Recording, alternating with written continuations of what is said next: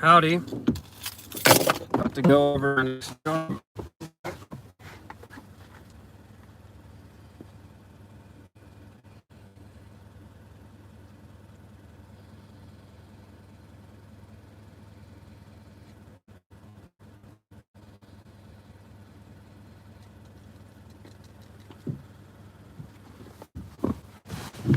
okay. Let me plug this in.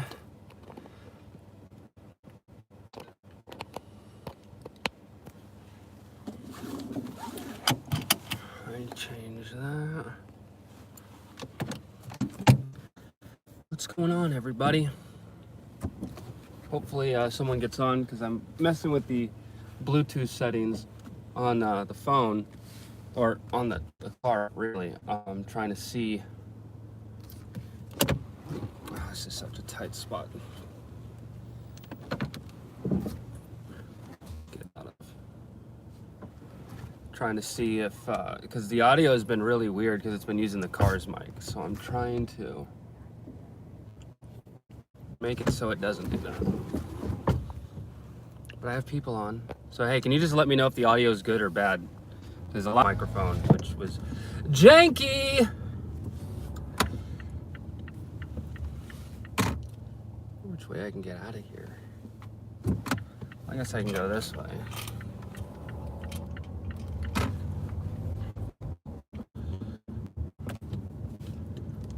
How are you guys doing today? I'm doing pretty good. Pretty good. I'm feeling good. Let's get a little bit of AC going. I think I can go that way, actually. Let me go back on this roundabout.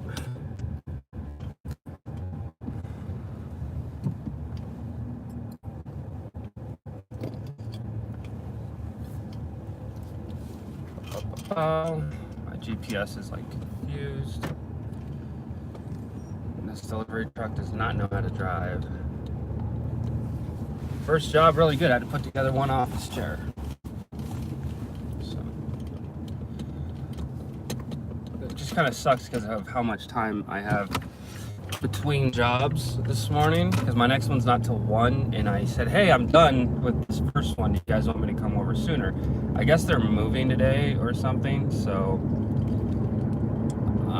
that's why they scheduled it for 1. So we shall see.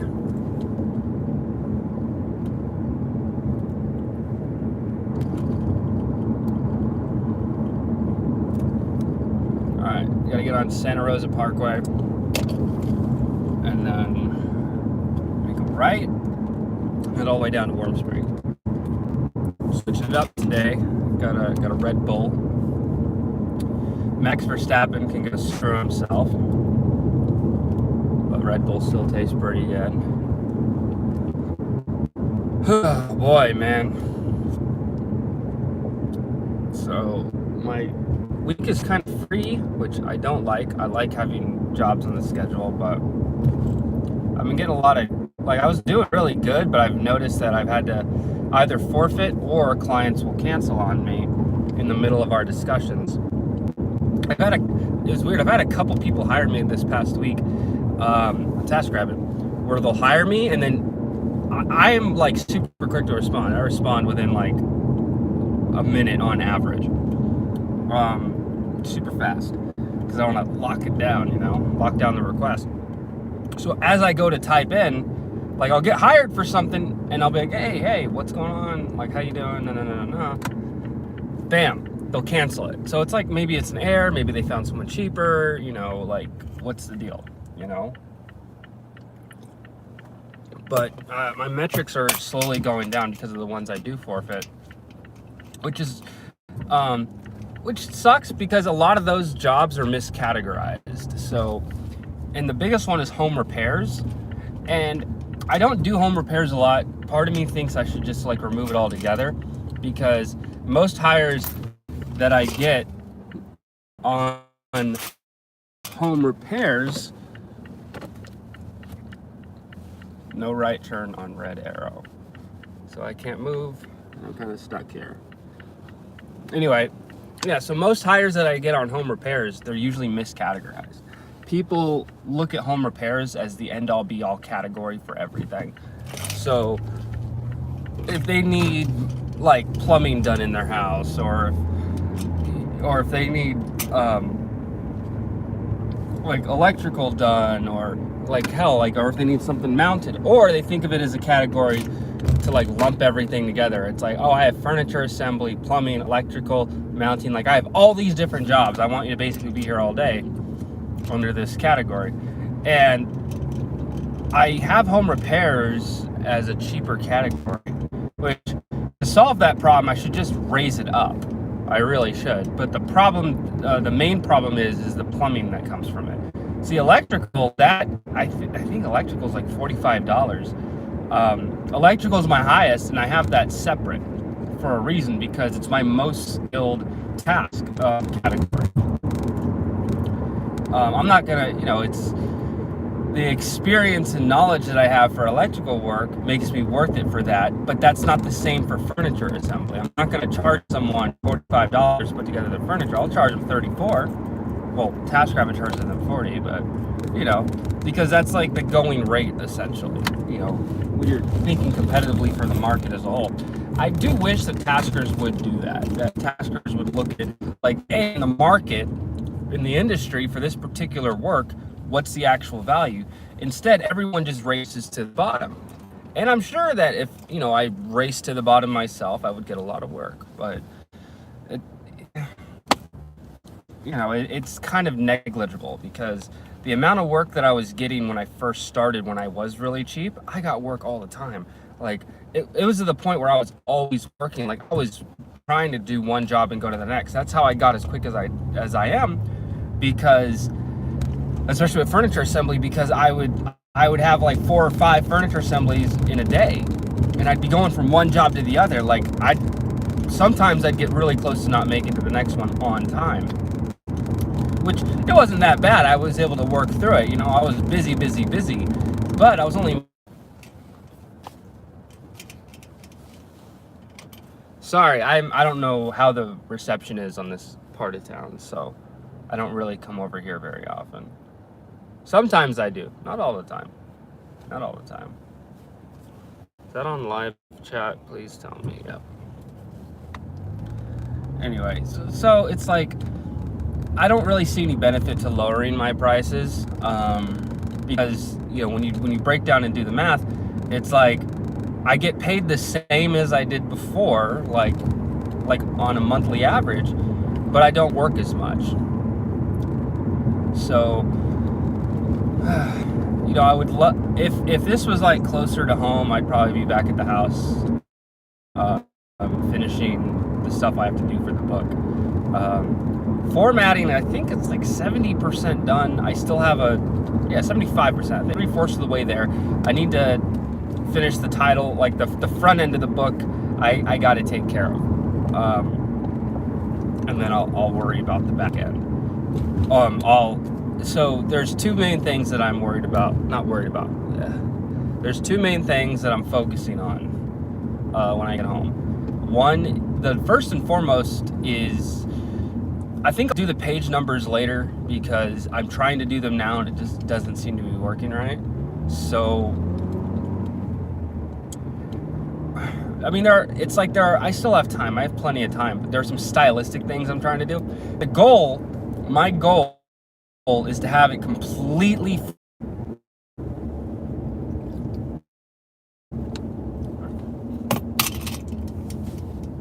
Sorry, I don't know what keeps doing that. The formatting that I'm doing now is for print. And so right now it's at like 6 pages. It's probably going to be about 214, 212, something around there. A little bit, give or take a few pages, but because I do have to put some other things in. So I'm working on the print one right now, and then I'll work on Kindle. Because the Kindle's, it has its own special formatting, and for the other one, what's the other one? For print, They both deal very differently. So I'm basically, for print, I'm formatting it how the book is going to come out, on paper, But for Kindle, that's a whole nother ballpark. So it's very close. Like it saves the same style, but it's going to be a little different. So just because Kindle devices work and stuff, it's a lot to kind of go into. But oh man, it's quite the journey, I should say.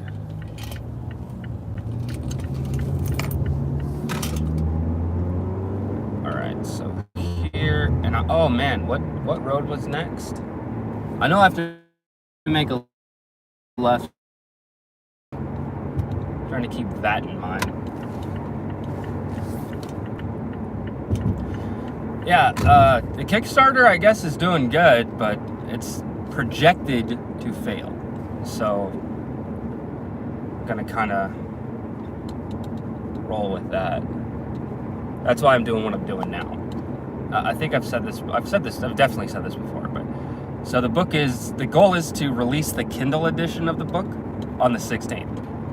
The print version, that's why I'm trying to do everything with the print version now, because I need to set everything up this week to get proofs in. Next week, I need to start ordering proofs, because the goal is to, on the 23rd, I want the print.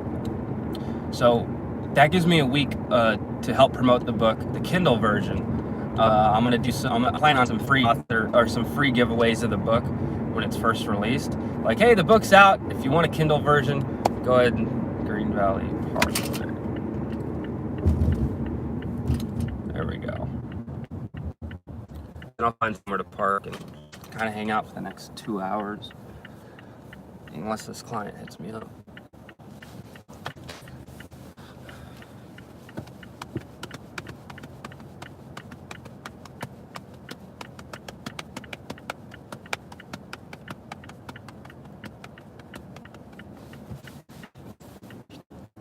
I don't know how well the book will do. I don't know how much money I'll make off of it. My dream scenario is to make enough in royalties of the book so I don't have to do TaskRabbit anymore. That I would love that. But I don't think I'll get rid of TaskRabbit entirely. Because that money I definitely want to hold on to.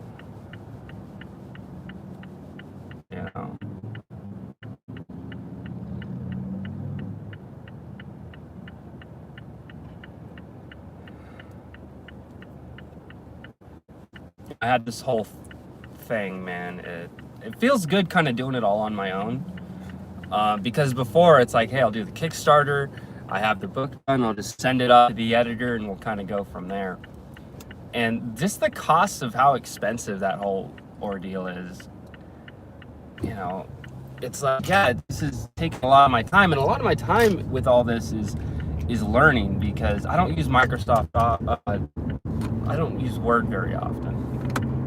So learning how to do the formatting I need to do for my book in Word is kind of a struggle. But I'm getting it done. So I'm excited, man. I'm excited. So Shelter Part 1's going to be out soon. And then following that, we will have, the goal is Part 2. Now this kind of all hinges on on a lot of different factors. How busy I get, how work is doing, this, that, and the other. Because I'm entering the slow season, and trying to earn money in the slow season is going to be interesting. So, because if I release the book in November, I'm not even going to see my initial royalty check until the end of January. So, and I got to do it as cheaply as possible. I can't fork over a crazy ton of money. It's one thing to take money from my book sales, and then put it back into marketing, because there's a lapse. There's a period of 2 months where I'm not going to see. I could sell $20,000. I could get $20,000 in royalties, just throwing a number out there. Not like that's going to happen, But let's say I make $20,000 in royalties in the first month. Holy shit, that's a lot of sales. Well, I'm not going to see a penny of that for several months. It's just how their payments are done. So it's something I just got to deal with. Wow, man, this is rough. Make a U-turn.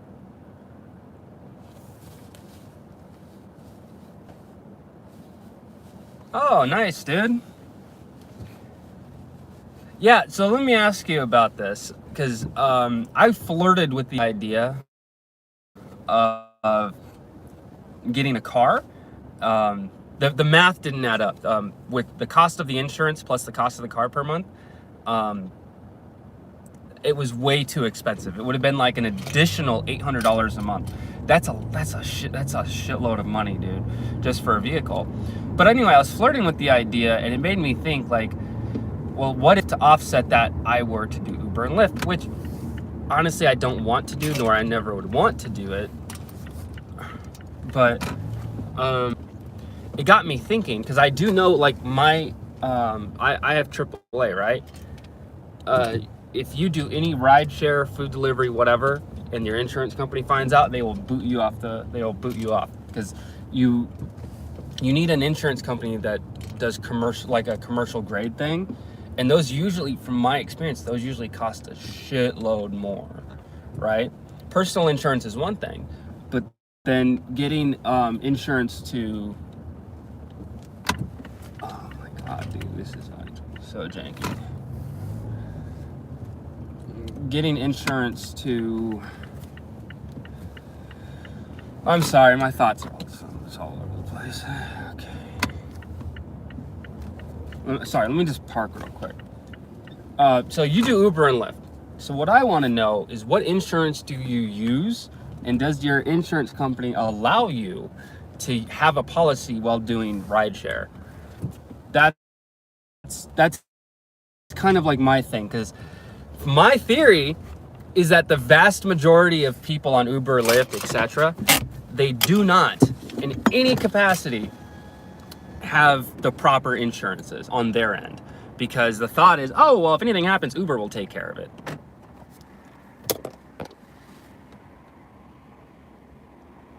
Yeah, I'm totally not insured. What do you mean? You have no car insurance, period? Or you don't have the commercial grade stuff? Because that's the way I looked at it. Most people, they just basically don't say anything to their insurance company and hope for the best.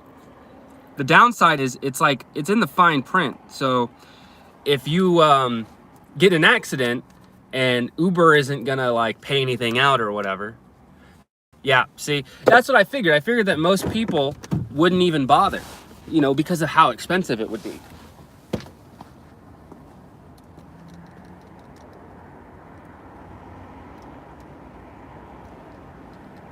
What the fuck?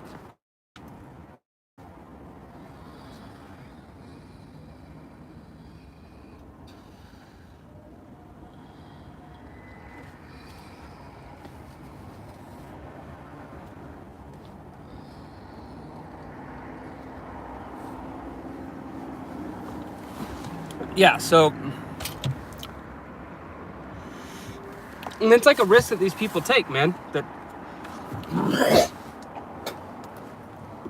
Hold on, let me inch forward a little. I don't want my ass hanging out.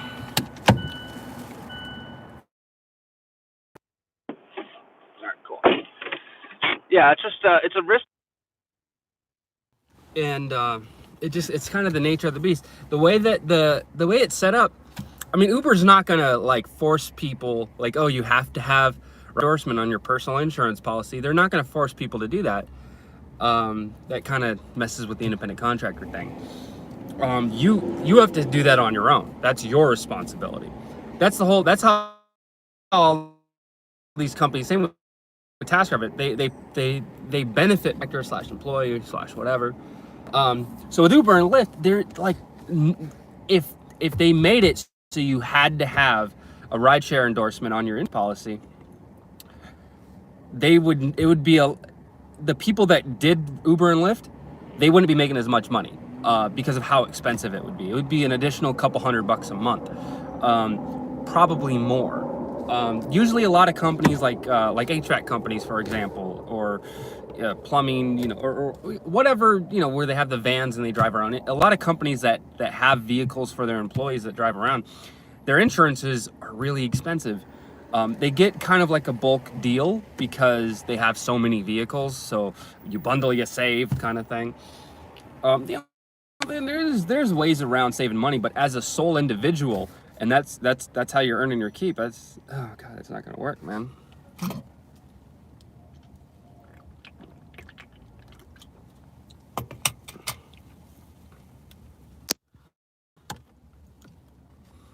So I had my channel. It's gotten some attention. Not saying like, oh, I have crazy views. Look at my numbers. I mean, it's gotten attention from people in different fields, and I've been hit up a couple times. But one I actually had a serious conversation with on the phone and all this stuff. This guy in Canada I talked to. He runs a company. They're developing. It's like they're very techie, right? So their idea was to start like a food delivery thing, because I had a lot of videos on DoorDash and Postmates and food delivery and stuff. So they reached out and like, hey, you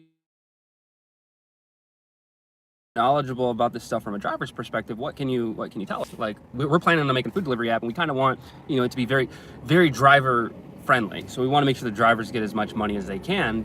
I'm like, well, that's very thoughtful, but putting the business hat on, and you gotta be in the business to make money, okay? And we kind of went back and forth, and he gave me his ideas for an app, and he wanted like me to kind of give him some advice, like for the driver side, what would be good. And I was like, honestly, I don't want to shit on your ideas, but I'm gonna have to.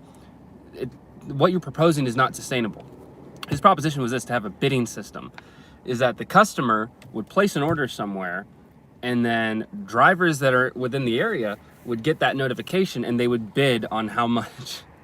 They would bid on how much for the delivery. And I told him that's a horrible idea. There was another company that did that with the rideshare business, and that was Sidecar. Sidecar became unsustainable, and the reason why is because you have the bidding system forces you to have one of two people. The one person that's going to always have the prices super high, and hopefully you get someone that bites, or you have the person that's going to constantly want to do as many jobs as possible, so they constantly underbid as much as possible, and they're always doing as low as possible. That way they get chosen for the job. And look at it from the client perspective. If I'm ordering food, I want to order food from a place, pay for the food, and then just set my phone down and wait for it to arrive. That's all I care about. I don't want to have to go through this whole bidding thing. Oh, I want to choose this guy or that guy, all based upon price. That's a headache that's a horrible consumer experience. It's the whole thing with a lot of these app-based gigs and stuff. It's to set and forget. You press it, you put it down, and then you wait for it to show up. That's what makes it so beneficial. That's why people gravitate towards it, because they don't have to drive, or they don't have to sit on their phone and fucking negotiate how much fucking delivery should be. Should it be $3 or $4? Should it be 50 cents or $20? Who knows? It'd be a horrible customer experience on that end. And for the business, how are you making money? And they're like, oh, well, we'll take a portion of the delivery. So if if the delivery that they do is $5, we take 10% of that. And I'm like, as noble as that sounds, that's non-sustainable. You're not going to be, because for all the overhead that you're going to have as a company to provide this platform, this service to clientele and to people actually doing the deliveries, it's not going to work. DoorDash, Uber Eats, Postmates, Grubhub, they do not make their money off of delivery. With the exception of DoorDash, of how they finagle their numbers. All these food delivery companies, they're not delivery companies. They're marketing companies. What do I mean when I say that? You go on and you have the menus and you have the list. It's all about partnerships. It's all about partnerships. You go from one place to another, you building relationships. You want to have a restaurant on your platform so you can showcase that restaurant, showcase their menu, integrate all that stuff, right? And for doing that, you also provide delivery for the restaurant. Works wonderful for mom and pop shops, you know, that don't do delivery on their own because it's an overhead that they can't afford. So the way it kind of works out is the delivery company gets a commission on the sales of whatever food is ordered through the platform. So the restaurants benefit because they get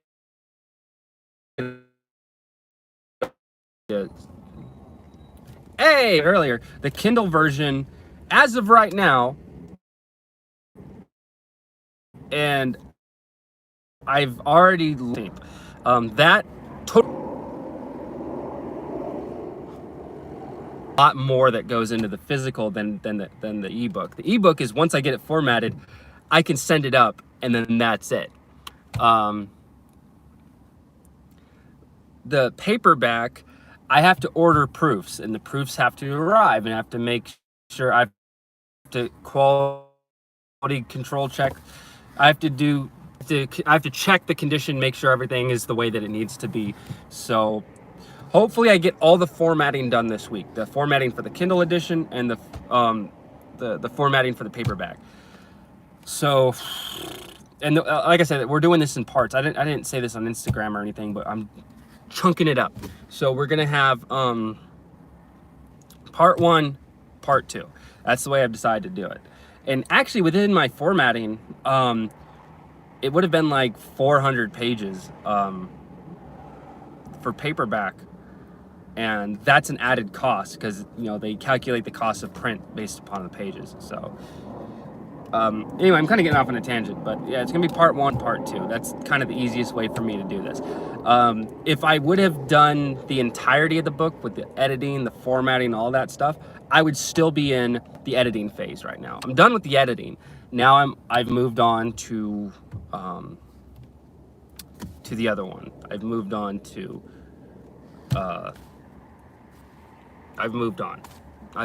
formatting. So formatting is 70% complete for the paperback.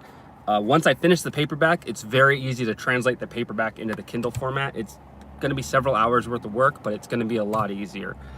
So I'm super pumped, super excited for that. So yeah, the 16th, because it's my youngest son's birthday, I thought that would be a really good day to have the release for the Kindle. And then my oldest son's birthday is the 23rd, but even more so, November 23rd, 2020 is the day the reset happened, narratively in the story. The story takes place in 2021, because it's a year after the reset actually happened. Actually, the last chapter of part 1 is the anniversary of the reset. So it's been a full year since the end of society, so, or the decline. Anyway, oh man, I get lost in a tangent on this. I love this book so much. Also, I hate it. I've fucking read my own book so many fucking times, I can't stand to look at it anymore. I really can't.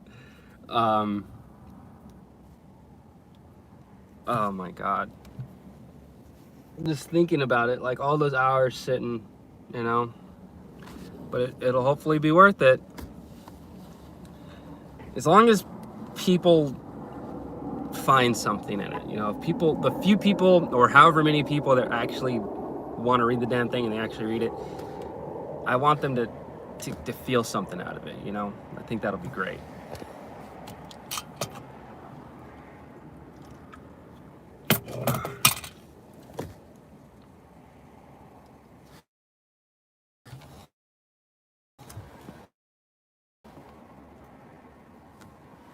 Oh yeah? Talk to me about that. I think you made a comment on one of my videos about that. Look, man, I have nothing against foreigners, and it's 2019, so I have to say this. So anyway, I'm gonna sound like a fucking racist just because of the fucking current political correctness in the climate, in the social climate that we have.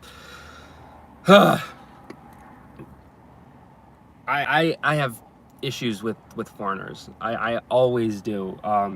And you saw that last live stream that I did where I just, it's such a pain, dude. Like, these people, I don't want to lump them all together, but man, it's like stereotypes are a thing, man, because a lot of people can easily like have their entire character of who they are lumped into a fucking stereotype.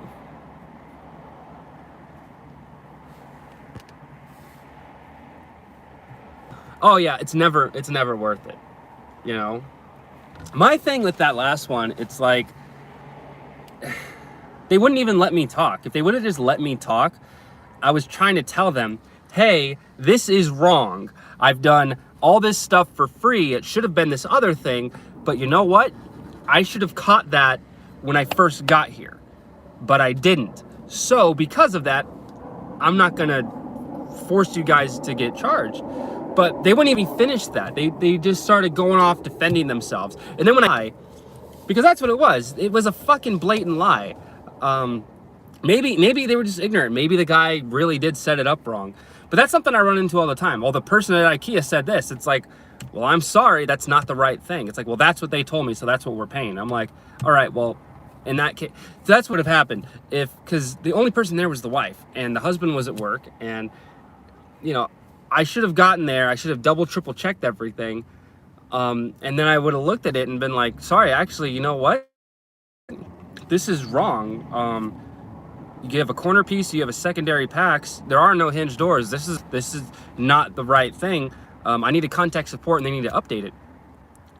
And if you guys do want me to put it together, it is going to cost more.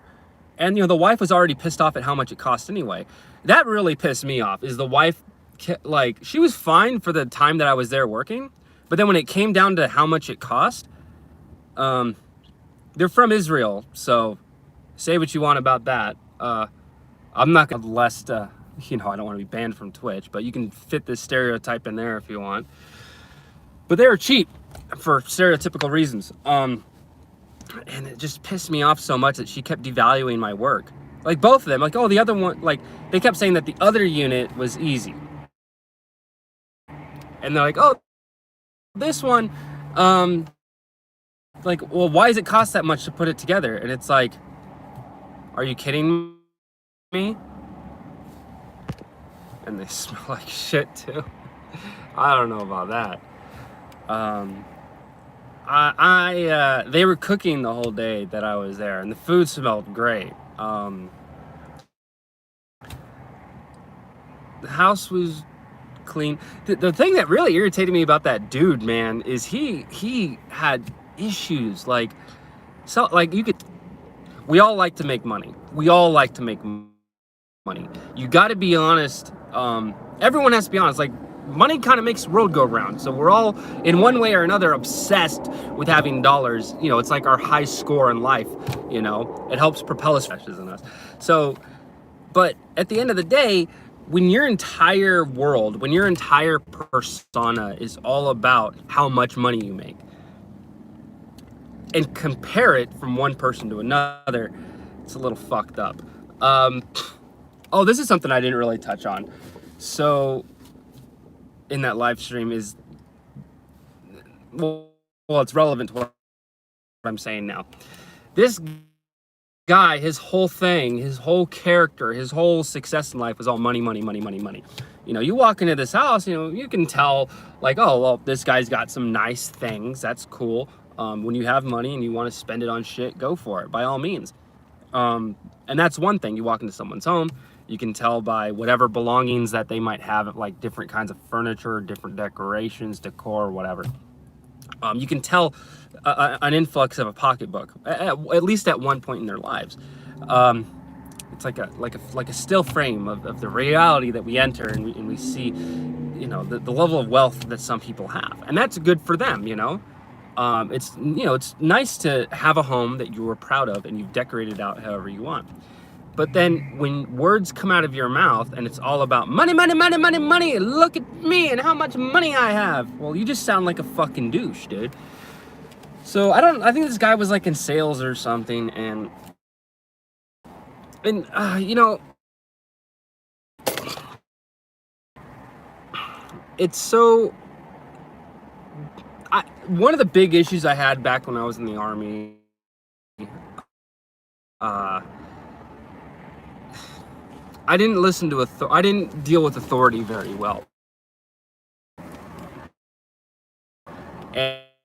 And since I've gotten into the civilian world, it's like that shit doesn't fly, you know? That shit doesn't fly. You can't like mouth off at your boss and stuff. So, you know, and that's kind of what I do is I deal with clients all the time. And, you know, from the military to the civilian world and not having like any clear safety net, I have to bite my fucking tongue. You know, I have to kind of keep myself cool, calm, collected. And it's so difficult for me. It really is. I have a real difficult handle. I'm with this person in a professional capacity. This person is my client. Turn into a little bit, and that kind of stemmed from the fact that I am doing this in a professional capacity. I kind of, you know, I can't kind of like say fuck off to all of this. You know, I'm in someone else's home. I don't want any things I wanted to say, but I looked at him, it's like, it's not about the money, it's about the situation. I mean, look at what I've had to go through right now. You know, it's a lot all at once, and I'm still trying to finish this, and you won't even let me finish this unit, but you keep coming and trying to get me to do other work. I would love to. Actually, he offered, oh, I'll give you $80 to do that other unit. And I'm like, you do realize IKEA would have charged, because he kept saying, oh, they only said $170 for that unit. It's like, no, that unit's a 200 and pay me $220 for. You want me to take like more than like you want me to take like a 65% cut out of what I would be earning. You know, it's like I just get heated just thinking about this, man. It's like trying to formulate this